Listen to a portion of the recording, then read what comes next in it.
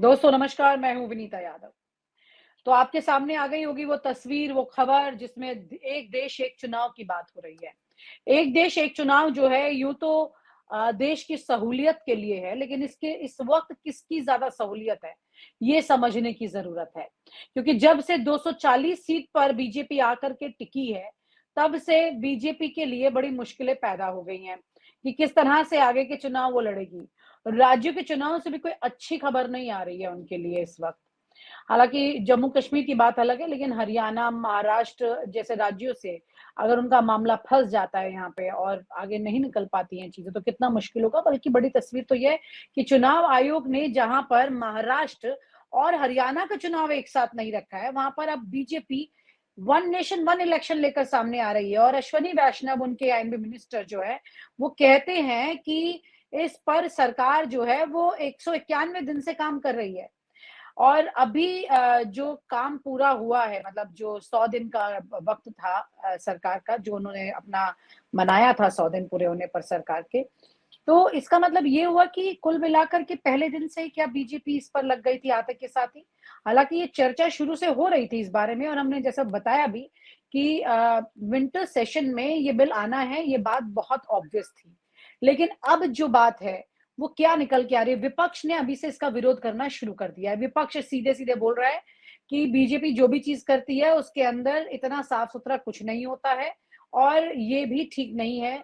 और कई राज्यों से आवाज़ उठने लगी है जो मुख्यमंत्री रहे हैं या मुख्यमंत्री के दावेदार रहे हैं, उनका ये कहना है कि ये इम्पॉसिबल है, ये हो ही नहीं सकता हमारी परिस्थितियों में। हमारे साथ राजीव खन्ना जी जुड़ गए हैं, वरिष्ठ पत्रकार जानते हैं। बड़ा सवाल ये है कि यहाँ पर सर अगर हम बात कर रहे हैं कि one nation one election BJP इस पर पूरी तैयारी के साथ में आ गई है।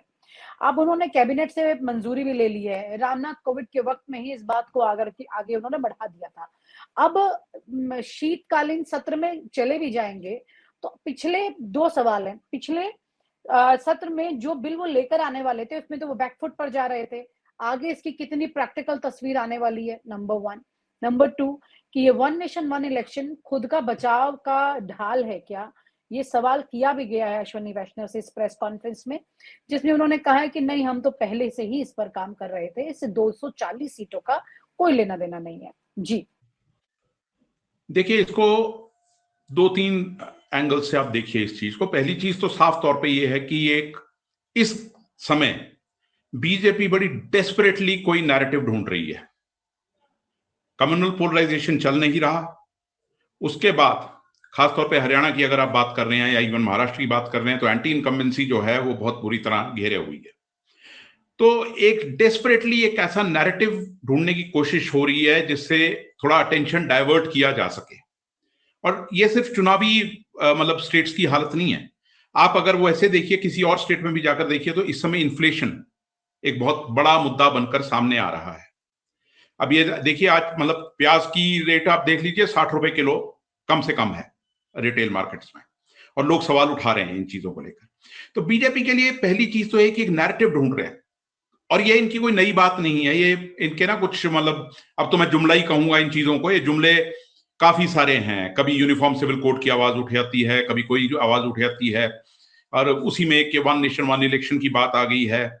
अब वन नेशन वन इलेक्शन की जब आप बात करते हैं तो सबसे पहली चीज डेमोक्रेसी की एक प्रक्रिया होती है, उसमें चीजों को डिस्कस डिबेट किया जाता है, उसमें स्टेक होल्डर से बातचीत की जाती है। क्या विपक्ष से कुछ बात इस मामले में हुई, कुछ कंसल्टेशंस हुई, कुछ बातें हुई? वो नहीं हो रही है, उसकी कोई क्लैरिटी नहीं है।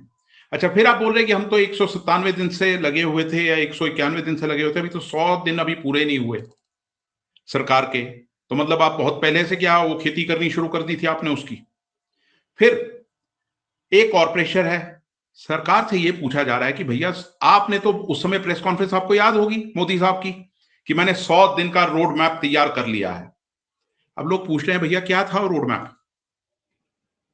जो आप बिल्स लाए हो? तो वापस के मतलब उस पर आपको यू टर्न करना पड़ा, और कुछ नया आप अर्थ शैटरिंग तो इस देश में हुआ नहीं जिसको मीडिया चिल्ला चिल्ला के बोलता था मास्टर स्ट्रोक हो गया। मास्टर स्ट्रोक के नाम पे तो अभी तो कुछ नजर नहीं आया। तो आपको कुछ तो सामने देना है। तो अभी एक मुद्दा है, इससे अटेंशन डाइवर्ट की जाए। अटेंशन डाइवर्ट करने के लिए एक प्राइम इशू बनकर ये सामने आया। फिर आप इसकी बात आगे आइए तो इसकी फिजिबिलिटी क्या है। आप कहते हैं एक लॉजिक तो जो दिया जाता है वो ये है कि वन नेशन वन इलेक्शन में खर्चा बहुत कम हो जाएगा। तो खर्चा तो भाई ऑलरेडी इलेक्शन कमीशन की गाइडलाइंस हैं, उसको इंप्लीमेंट कौन करेगा? आप अपनी पार्टी का ही खर्चा दे एक व्हाइट पेपर दे दीजिए, कितना खर्चा किया आपने और चुनाव में कितना खर्चा मतलब एक्सपेक्टेड है कैंडिडेट से। बाकियों को छोड़िए, आप बाकियों पे तो आप इल्जाम लगा दीजिए कि उन्होंने बिल्कुल उन तमाम चीजों की धज्जियां उड़ाई। आप अपना ही एक व्हाइट पेपर दे दीजिए कि आपके कैंडिडेट्स ने कितना पैसा खर्च किया किस चुनाव पे। और फिर एक डेमोक्रेसी, इंडियन डेमोक्रेसी का एक ढांचा है, उसकी एक खूबसूरती है।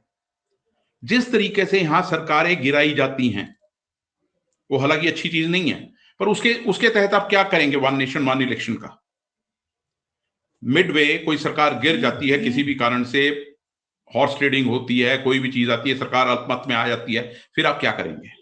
फिर क्या आप मतलब आप ये प्रोविजन लाना चाहते हैं कि उतने समय के लिए प्रेसिडेंट रूल आएगा? मतलब अगर प्रेसिडेंट रूल आएगा तो फिर डेमोक्रेसी का क्या है? और आप हाल के दिनों में देखिए तो बीजेपी ने जो महाराष्ट्र में किया वो तो साफ तौर पे नजर आ रहा है। हिमाचल में एक कोशिश हुई, झारखंड में कोशिश हुई, दिल्ली में गवर्नमेंट को डिस्टेबलाइज करने की कोशिश साफ तौर पर नजर आ रही है। तमाम चीजें जो हैं, तो ये चीजें जो हैं ये अल्टीमेटली देखो, we are a union of states, एक फेडरल ढांचा है जहां पर स्टेट्स की सरकारें भी उतनी ही इंपॉर्टेंट है जितनी की केंद्र की हैं। ये आपके सबॉर्डिनेट नहीं है उस तरीके से सरकारें, इनके कुछ फेडरल राइट्स हैं जो कि अभी काफी कुचले जा चुके हैं।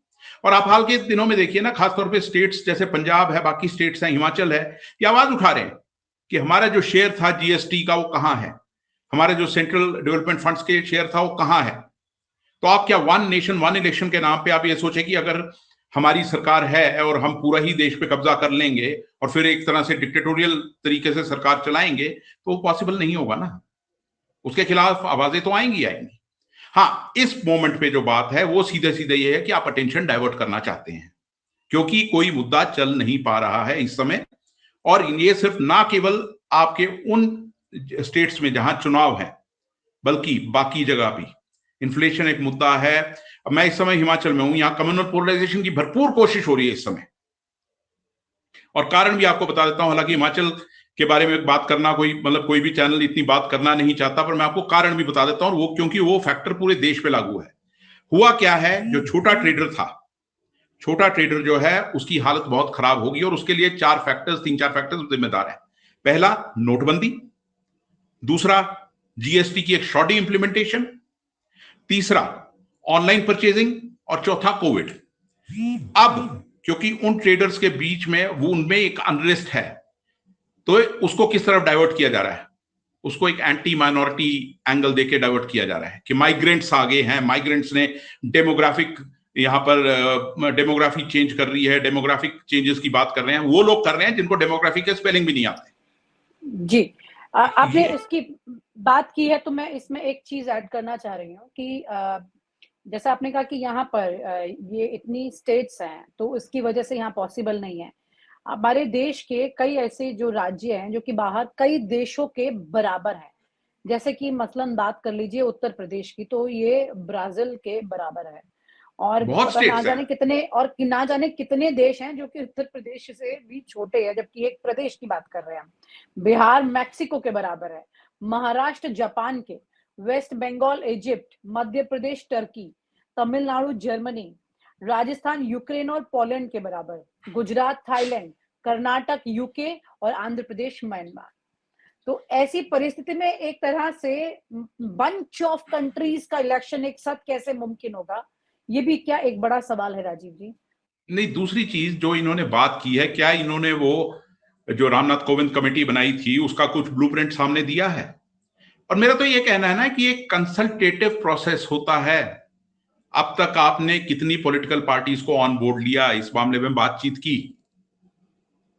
अब वैसे देखिए आज की हालत में तो ये है कि ये बिल भी आएगा और ये भी ठंडे बस्ते में जाएगा, पर आपको एक पोस्चरिंग करनी है, आपको उन मिडिल क्लासेस को, जो मैं कह रहा हूँ ना, ट्रेडर्स वगैरह की बातें कर रहा हूँ, तो मतलब उनको दिखाना है कि हम तो ये बात हम करना चाहते हैं, जिसका कोई फायदा नहीं, ये कह रहे हैं आप?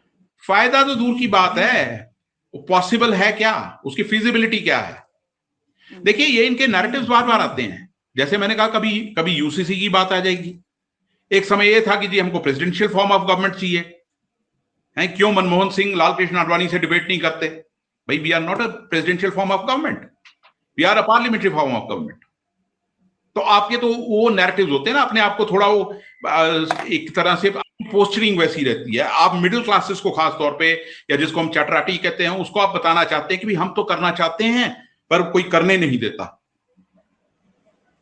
इनके वैसे आप देखिए तो ऐसे utopian ideas, utopia is not the right word, actually that's dystopia. Dystopian concepts इतने हैं, जो नोटबंदी, आपको सबसे बड़ा एग्जांपल दे रहा हूं, यही मोदी साहब थे, मुझे याद है 30 अप्रैल की रैली 2016 की, अतरंगी फैसले जो लेकर आ रहे हैं मोदी जी, इसका इकोनॉमी में तो कोई फायदा हुआ नहीं था। नहीं, मैं वैसे उसके अलावा भी तमाम अतरंगी हैं। मैं नोटबंदी की इसीलिए बात कर रहा हूं, मुझे याद है 2017 की 30 अप्रैल की शिमला की रैली, जहां मोदी जी गरज रहे थे कि नोटबंदी कर दी तो पता नहीं क्या कर दिया, और मजाक उड़ा रहे थे ऑपोजिशन का। क्या वजह कि आप नोटबंदी का नाम भी नहीं लेते अपनी भाषणों में, अगर आपने इतना ही महान काम कर दिया? और सीधी सी बात, आप किसी को भी पूछिए, उसका एक कास्केडिंग इफेक्ट है अभी तक इकोनॉमी पे, नोटबंदी का, जीएसटी का। जीएसटी 1000 से ऊपर आपके नोटिफिकेशंस आते हैं, आपको समझ नहीं आता कि हो क्या रहा है, कोई मतलब लॉजिकली वो सेटअप नहीं हो रही चीजें। तो अब क्या मतलब, आप क्या एक चीज एक और मतलब लाके वहां पर छोड़ना चाहते हैं आप चीज को? बट बेसिकली आपकी पोस्चरिंग है, अटेंशन डाइवर्ट करना है आपको, क्योंकि इस समय चुनावी एक चीज और है ना, चुनावों में अगर ये इन 4 स्टेट्स में बीजेपी की हार होती है तो बीजेपी के अंदर का ढांचा भी हिलेगा, उसको कोई रोक नहीं सकता। अच्छा। क्योंकि अब तक तो ये था ना, अब तक तो ये था कि भाई मोदी साहब जो कर रहे हैं ठीक है, पर जब आप क्रेडिट लेते हैं तो फिर गलती के भी जिम्मेदार आप ही होते हैं। अगर आप विक्ट्रीज के जिम्मेदार थे, मोदी है तो मुमकिन है, तो अब अगर बीजेपी हार रही है तो भी मोदी है तो मुमकिन है ना, सीधी सी बात है। आपको वो अकाउंटेबिलिटी तो लेनी पड़ेगी ना। अब उस ढांचे में सब कुछ है। हरियाणा में चुनाव में अपनी रैली तक इन्होंने 50% घटा दी, 100% कहूंगे एक तरह से। तो मैं तो जिस तरह की परिस्थितियां हैं सामने, ऐसे में एक देश एक चुनाव इनके लिए, खुद के लिए आत्मघाती नहीं साबित होगा अगर किसी भी तरह से ये बिल पास हो गया? तो नहीं हो सकता है, अगर कोई दूसरी पार्टी पावर में कल आ जाती है और वो अगर उसी मॉडल पे रहती है और फिर आपका बिल्कुल सफाया हो जाता, फिर अल्टीमेटली तो आप ये है ना कि एक नैरेटिव देखिए, हमारे यहाँ खूबसूरती जिसकी मैं बात कर रहा हूं, वो मैं ये कह रहा हूं कि स्टेट्स और सेंटर के इलेक्शन के नैरेटिव्स अलग अलग चलते हैं, क्योंकि ये चुनाव अलग अलग होते हैं। सबसे बड़ा एग्जांपल दिल्ली है, जहां पर 7 की 7 सीट बीजेपी जीतती है किसी चुनाव में, और उसके बाद बड़ी बुरी तरह से असेंबली का चुनाव हार जाती है, क्योंकि नैरेटिव्स अलग है। अब कोशिश ये है कि हम एक नेशनल नैरेटिव लाएंगे कोई भी, और उसी के दम पे बाकी स्टेट्स में भी चुनाव, मतलब एक तरीके से हम एक जगरनॉट चला के पूरा सफाया करेंगे। वो चीज एक्सेप्टेबल नहीं। और फिर सबसे बड़ी चीज ये है ना कि सरकारें गिरती हैं कई कारणों से, ऐसा ही नहीं कि हॉर्स ट्रेडिंग है, कई कारणों से सरकारें गिरती हैं, फिर क्या होगा उस कंडीशन में? आप कैसे एक्सप्लेन करते हैं इन चीजों को? जी, यहाँ पर अभी बहुत मतलब जिसे कहा जाए कि गठबंधन के जो टॉप नॉच नेता हैं, उन्होंने अभी इस बारे में कुछ नहीं कहा है, लेकिन हाँ, बातें सामने आने लगी हैं। मल्लिकार्जुन खड़गे ने भी बोला है, उन्होंने कहा है मोदी सरकार के 100 दिन देश के लिए बेहद कठिन, ना एजेंडा दिखा, ना कोई दावा टिका, वही जुमले, वही पीआर स्टंट। इस ठग बंधन से उब चुका है देश। ऐसी बातें अभी एक एक करके सामने कर रहे हैं कि 100 दिन के बाद इन्होंने एक देश एक चुनाव की बात कह दी है। उसके अलावा मल्लिकार्जुन खड़गे कह रहे हैं कि ये बात ठीक नहीं है। डी राजा कह रहे हैं कि ये देश के लिए बिल्कुल उपयुक्त नहीं है। तमाम अलग अलग तरह की बातें सामने आ रही है। मायावती ने जो कहा है वो मैं आपको बता दूं, देश में लोकसभा, विधानसभा व स्थानीय निकाय का चुनाव एक साथ कराने वाले प्रस्ताव को केंद्रीय कैबिनेट द्वारा आज मंजूरी जो दी गई है, उस पर हमारी पार्टी का स्टैंड सकारात्मक है। उम्मीद है कि ये देश के लिए उपयोगी होगा, ऐसी बात उन्होंने की है। वो भी उम्मीद है कह रही हैं, अभी ये उम्मीद है कह रही हैं। वो तो न्यूट्रल वो तो एक कहीं भी चली जाती हैं। और जो उनका पोजीशन रही है पिछले चुनावों में आपको साफ नजर आ रहा है। मेरा कहना ये है कि आप इन चीजों से पहले कुछ जो प्रेसिंग इश्यूज हैं उन पे क्यों नहीं बात कर लेते? पॉलिटिकली देखें तो मणिपुर है, इकोनॉमी है, एम्प्लॉयमेंट है, इन्फ्लेशन है, आप इन पे लाइए ना पहले बिल। जी, इन चीजों को तो आप एड्रेस नहीं करना चाहते। और सबसे तो बुरी आप चीज कह रहे हैं ये कि है, one nation one election is not required anyway, इसकी जरूरत ही नहीं है इसके बारे में आज बात करने हमारे की। ढांचे में इसकी जगह नहीं थी। ऐसा होता तो तब ही ये चीज कर ली गई होती। ऐसा नहीं है कि उस समय बात नहीं उठी होगी। देखिए, हमारा जो एक्ट बना है, कॉन्स्टिट्यूशन बना है, पार्टली रिजिड पार्टली फ्लेक्सिबल, है ना। फिर हमारा जो ये आइन है, इसमें आपकी बातें आती हैं कि स्टेट्स, यूनियन ऑफ स्टेट्स, हमने अपने आप को एक मतलब डिस्क्राइब किया है। स्टेट्स के इलेक्शन अलग रखे गए, स्थानीय निकायों के इलेक्शन अलग रखे गए, पार्लियामेंट के अलग रखे गए। हमने ये भी डिबेट किया उस समय कि हमारे को प्रेसिडेंशियल फॉर्म ऑफ गवर्नमेंट चाहिए या पार्लियामेंट्री फॉर्म ऑफ गवर्नमेंट चाहिए। तो ये सब चीजें किसी बेसिस पे होती है ना। राजीव जी, आखिरी आप बात, क्या आपको ये लगता है कि नवंबर दिसंबर में ये बिल लाने की बात अभी कहकर मौजूदा स्थिति में जो राज्यों के चुनाव होने वाले हैं उसमें एक शगुफा छेड़ दिया गया है, और ये सिर्फ महज एक शगुफा है क्योंकि आज जैसा आपने भी कहा कि बिल पास होने वाली परिस्थिति अगर विपक्ष नहीं चाहता है तो ये होगा भी नहीं, तो फिर ऐसा एक अजीब राजनीतिक षड्यंत्र जनता के लिए क्रिएट किया गया है बीजेपी द्वारा? नहीं, इसको षड्यंत्र मैं नहीं कहूंगा। ये देखिए, पॉलिटिकल मैनूवरिंग्स होती हैं। बीजेपी का पूरा राइट है टेंशन डाइवर्ट करवाना है, ठीक है, उन्होंने ऐसी बात की है। अब जनता इसको लापाप करती है नहीं करती है, वो जनता के ऊपर है। बात ये है, और सीधी बात ये है कि चुनावों के बीच में ये बात कहना, अब देखिए कुछ दिनों से इस पे बड़ा हल्ला मचना शुरू हो गया मेन स्ट्रीम मीडिया में। जो रियल इश्यूज हैं वो फिर साइड में चले गए हैं और हल्ला मचना फिर शुरू हो गया है, क्योंकि जैसे ही आपको क्वेश्चन किया जा रहा है पेट्रोल की इकोनॉमी पे, पेट्रोल प्राइसेस पे इंटरनेशनल, उस पर कोई बात नहीं हो रही। एम्प्लॉयमेंट की तो मैं बात कर रहा हूं, अग्निवीर जो अहम मुद्दा है अभी चुनाव में, उसमें कोई बात नहीं हो रही। तो ये तमाम चीजें ये वैसे आ रही हैं, और ये विपक्ष पे भी डिपेंड करता है। बात वो है ना कि आपका कंसल्टेटिव प्रोसेस कहां है अभी फिलहाल, सवाल वहां खड़ा हुआ है। जी, यानी कुल मिलाकर के अभी ये महज एक मारीचिका की तरह ही है, इससे ज्यादा कुछ नहीं है इस वक्त। ये कुल मिला के देखना ये होगा कि इसका इन राज्यों पर ये जो एक एक्सपेरिमेंटल शगुफा छेड़ा गया है चुनाव से ठीक पहले, इसका क्या फर्क पड़ेगा। बहुत बहुत शुक्रिया Rajiv ji, thank you so much sir. और आप हमसे जुड़े रहने के लिए सब्सक्राइब करें YouTube पर, फॉलो करें Twitter पर और लाइक करें Facebook पर। और ज्यादा जानकारी के लिए आपको टाइप करना होगा सिर्फ न्यूज नशा।